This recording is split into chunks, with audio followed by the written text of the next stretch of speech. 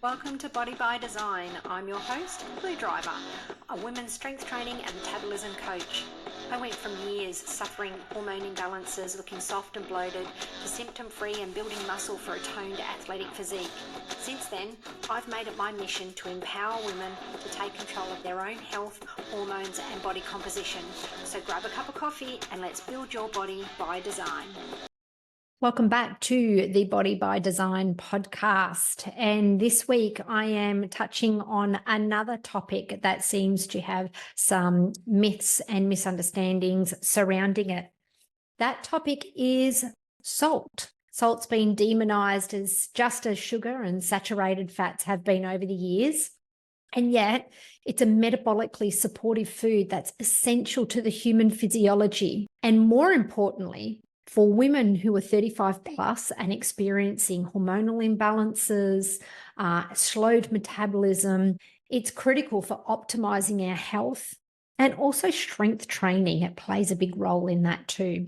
So if you are one of these women that feel that you aren't optimized, your metabolism's slow, you have thyroid issues, you have high cortisol, you can't seem to build muscle, then this one could be for you. So I think to understand the narrative around salt as being unhealthy, it's important to understand some of the history around where these studies led these beliefs. And it goes back to the early 1900s, very early 1900s, when Edbar and Bouchon published a salt and blood pressure hypothesis. But this was based on the findings of just 6 patients, and these patients already had underlying conditions. But the claim was that when salt was reduced, that their hypertension reduced. And this came into the media and gained a fair bit of attention until a few years later when Lowenstein published a paper with conflicting findings and a debate amongst the impact of salt, about the impact of salt on hypertension, continued within the field of science to go back and forth. Then Frederick M. Allen brought the salt restriction theory to the attention of the medical profession as a potential treatment for hypertension back in the 1920s by this stage. With 4 papers being published, he claimed there was a 60% reduction in blood pressure when salt was restricted. He also claimed dietary salt overworked the kidneys. However, he didn't have proof for this, but the medical profession thought that his rationale at the time seemed sound. But then numerous studies after this conflicted that theory and it fell out of favour for treatment. And it seemed to go quiet for many years. And then over 20 years later, the overworked kidneys leading to hypertension theory was pulled out of the archives by Walter Kempner. So he was a very harsh clinician, very, very rigid in his views on dietary restrictions and theories. And basically he believed that kidney disease needed everything restricted: cholesterol, salt, everything. And he brought about, he claimed that his rice diet that he came up with produced results, is where he brought this from. So he's dug this out of the archives and claims that this theory was correct based on his results of this very restrictive rice diet. And he was actually awarded worldwide recognition for his studies on reduced salt producing results. The diet consisted of rice and fruit and a reduced fluid intake. Are we seeing anything wrong with this study yet?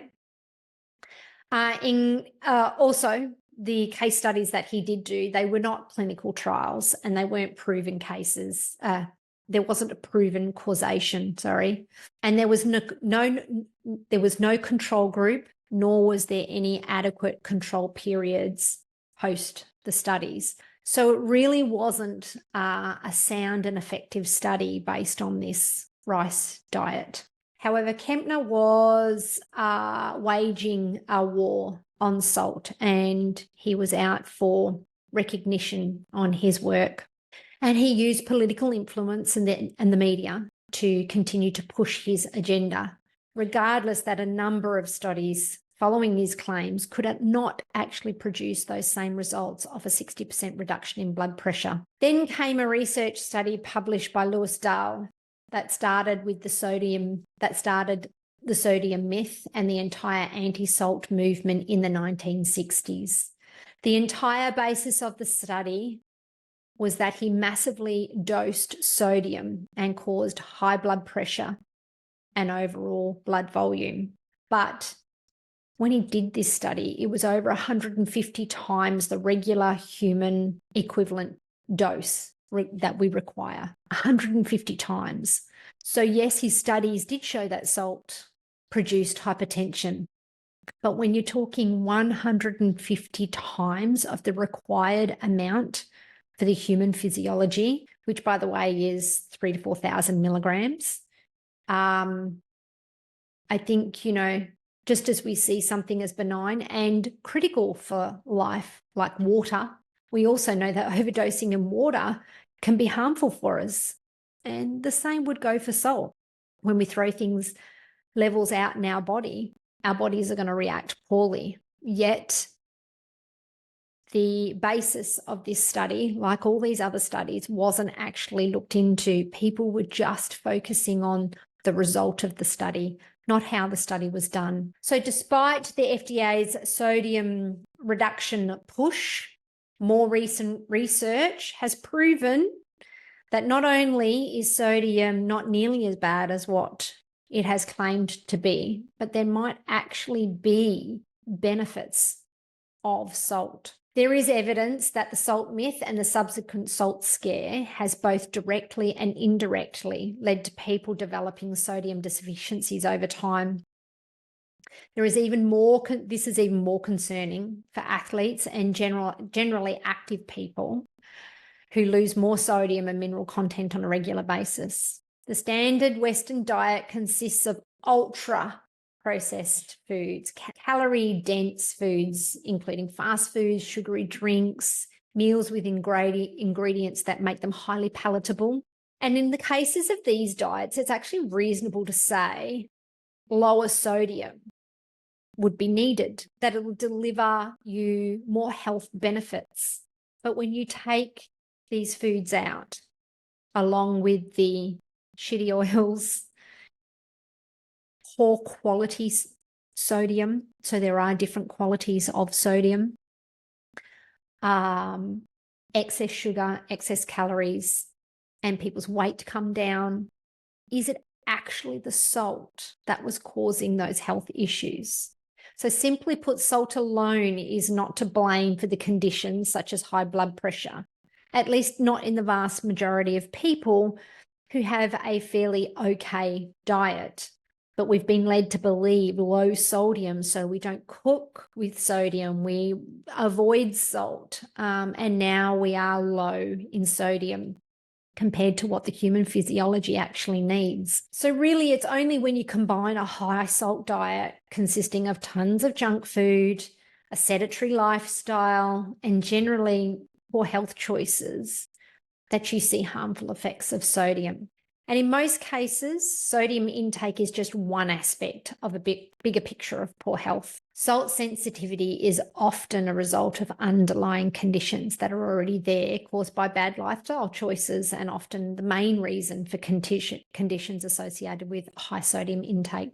An interesting study about the consumption of natural sea salt and salt sensitivity found that eating sea salt actually offers some protection against hypertension and kidney damage. And again, quality sea salt, by the way. When looking at the function of salt within the human physiology, we know now that salt reduces inflammation. It actually helps with magnesium absorption. So if you're taking a magnesium supplement but don't have adequate sodium, you're not absorbing that magnesium. Salt actually suppresses stress hormones and supports the thyroid. It improves insulin sensitivity. So as we get into our 40s, a lot of us find that we are insulin resistant, and salt can actually assist in improving our sensitivity to insulin. It literally increases the body temperature and increases our metabolic rate. It can help improve sleep. And on top of that, salt has been proven to be highly effective in combating hydration. Why do you think that these drinks like Gatorade are full of sodium? And it also assists in the function of muscle growth, where in the case of strength training, it should be a focus of the 35 plus women. Strength training, and salt certainly helps build the muscle when we are strength training. And the way it does that is it generates and transmits electrical impulses that facilitate our muscle contraction. If we don't have good muscle contraction, it's going to be harder to build that muscle. It absorbs the nutrients in the gut and takes the amino acids and the glucose, which are vital for muscle repair and growth. It assists in the transportation of nutrients into the muscle cells, providing all those building blocks we need for muscle protein synthesis. The normal human physiology needs, as mentioned before, needs up to 3,000 to 4,000 milligrams of sodium per day.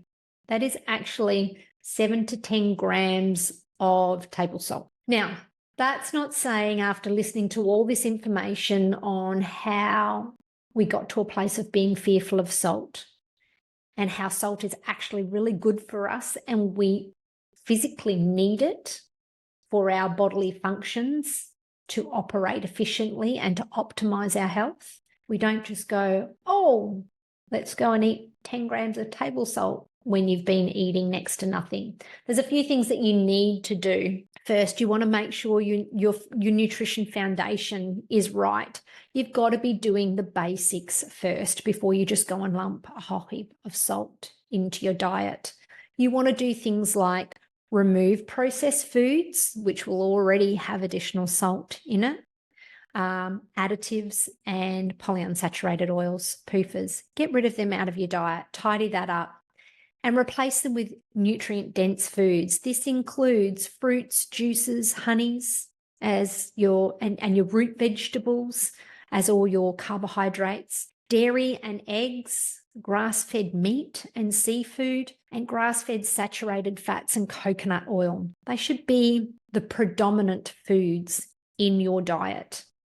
You want to ensure you're getting adequate calories and enough overall protein in a day. Like, are you also eating within an hour of waking to support your metabolic system? Are you having 30 grams of protein with breakfast? And are you eating every 3 to 4 hours? So they're all the basics that you want to cover first. Then what you can look at doing is start bringing salt in slowly. And the wonderful thing is our body produces cravings for a reason. Our body adapts to the taste. So we like the taste of sweet foods because glucose is the only source of fuel our brain can process. It needs it. Same with salt. If we are craving salt, our electrolytes and minerals are out of balance, and it's our body's way of telling us we need more. So we like the taste of salt. There's a reason why salt enhances the flavor of foods. So start by adding salt to your cooking again. Once upon a time, everything was seasoned as we cooked to enhance the flavor. So if you don't already do that, start with that and salt your cooking to taste. Then move to salting all your foods. I mean, I'm going to say it. Has anyone put salt on watermelon before? Sounds absolutely crazy, but that sweet and salty combination is amazing. I love salt on my rice pudding. Now, even though it's a sweet dessert, think about it.